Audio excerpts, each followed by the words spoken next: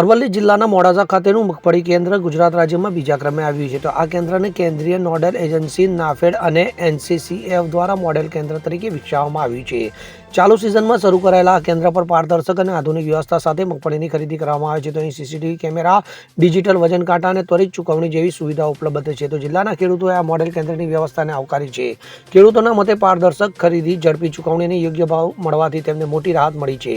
આ કેન્દ્ર સ્થાનિક ખેડૂતોને તેમના પાકોનું યોગ્ય મૂલ્ય સુનિશ્ચિત કરે છે, જેનાથી તેમની આર્થિક સ્થિતિ મજબૂત બને છે. તો ગુજરાત સરકારનું આ પગલું કૃષિ ક્ષેત્રે રાજ્યને વધુ સશક્ત બનાવવામાં મદદરૂપ થશે. મોડાસા મગફળી ખરીદ કેન્દ્રના નોડલ ઇન્ચાર્જ ભાનુ પટેલના જણાવ્યા અનુસાર ગત 9મી તારીખથી શરૂ થયેલી ખરીદીમાં અત્યાર સુધીમાં કુલ 1200 ખેડૂતો પાસેથી મગફળી ખરીદીને 12 કરોડનું ચૂકવણું કરવામાં આવ્યું છે. તેમણે ઉમેર્યું કે અન્ય 300 ખેડૂતો માટે પણ ખરીદીની પ્રક્રિયા શરૂ કરવામાં આવી છે. તો મગફળી વેચવા આવતા તમામ ખેડૂતો માટે ચા, પાણી અને બેસવાની વ્યવસ્થા પણ કેન્દ્ર ખાતે કરવામાં આવી છે. Bureau report, CN24 news. હવે જુઓ દેશ દુનિયાની તમામ ખબરો તમારી આંગળીના ટેરવે.